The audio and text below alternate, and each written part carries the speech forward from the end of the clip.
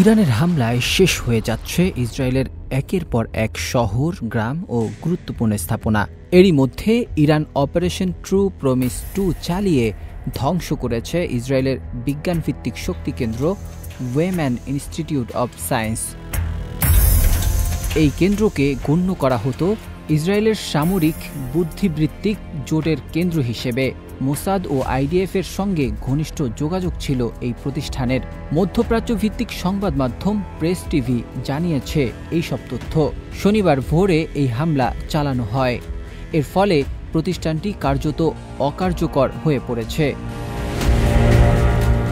Israeli সংবাদ মাধ্যমের ভাষ্যমতে এই হামলা মোটেও দুর্ঘটনাবশত নয়, বরং খুব সচেতনভাবে ইসরায়েলের সামরিক ও প্রযুক্তিগত গবেষণার কেন্দ্রবিন্দুতে আঘাত হানার জন্যই এই পরিকল্পনা করা হয়েছিল।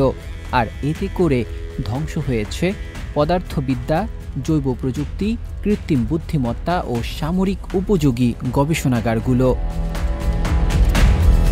বিশ্লেষকদের ভাষায় ক্ষতির মাত্রা বিপর্যয়কর। ধ্বংসস্তূপে পরিণত হয়েছে বহু ল্যাবরেটরি ভবনের একাধিক তলা, অগ্নিদগ্ধ যন্ত্রপাতি, ছিন্ন বিচ্ছিন্ন বৈজ্ঞানিক দলিল এবং ক্ষতিগ্রস্ত মূল্যবান জৈব উপাদান, সব মিলিয়ে কয়েক দশকের গবেষণা এখন ছাই আর ধোঁয়া। এক গবেষক আক্ষেপ জানিয়ে বলেন, আমি 22 বছর ধরে এই ল্যাবে কাজ করছি। সেই জায়গাটা 15 মিনিটেই পুড়ে ছাই হয়ে গেল। 3 তলা ধসে পড়েছে, কোথাও কিছু নেই, না তথ্য, না ছবি, না গবেষণার কোনো ইতিহাস। বছরের পর বছর ধরে ইসরায়েলের সংরক্ষিত সামরিক ও গোয়েন্দা ক্ষমতা ধূলিসাৎ হয়ে গেছে। বিশেষত কম্পিউটার বিজ্ঞান বিভাগের ক্ষয়ক্ষতি সবচেয়ে বেশি। অধ্যাপক শারিয়াল ফ্লেশম্যান বলেন, এটা শুধু যন্ত্রপাতির ক্ষয়ক্ষতি নয়, বরং কয়েক প্রজন্ম ধরে তৈরি করা অভিজ্ঞতা, গবেষণার সূক্ষ্ম কাঠামোর ধ্বংস।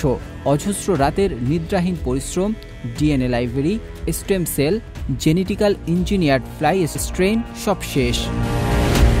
এই ধ্বংসযজ্ঞ শুধু একটি প্রতিষ্ঠানের শেষ নয়, বরং এটি একটি প্রশ্ন জাগিয়ে দিয়েছে। ইরানি প্রতিশোধমূলক অভিযানের মুখে ইসরায়েলের ভবিষ্যৎ ঠিক কোথায় দাঁড়িয়ে আছে? প্রসঙ্গত, এই হামলা চালানো হয় ইসরায়েলি ড্রোন হামলায় ইরানের একাধিক শীর্ষ সেনা কর্মকর্তা, পরমাণু বিজ্ঞানী, নারী ও শিশু নিহত হওয়ার কয়েক ঘন্টার মধ্যেই। ইসলামী বিপ্লবী গার্ড বাহিনী এই প্রতিশোধমূলক হামলার নাম দেয় অপারেশন ট্রু প্রমিস 2। আর এই হামলার পর ছড়িয়ে পড়া ছবিগুলোতে দেখা যায় পুড়ে ছাই হওয়া ভবন, উড়ে যাওয়া জানালার কাচ, ছাদ থেকে ঝুলে থাকা বৈদ্যুতিক তার আর ফায়ার সার্ভিসের পানিতে ভেসে যাওয়া ইনস্টিটিউটের আঙিনা।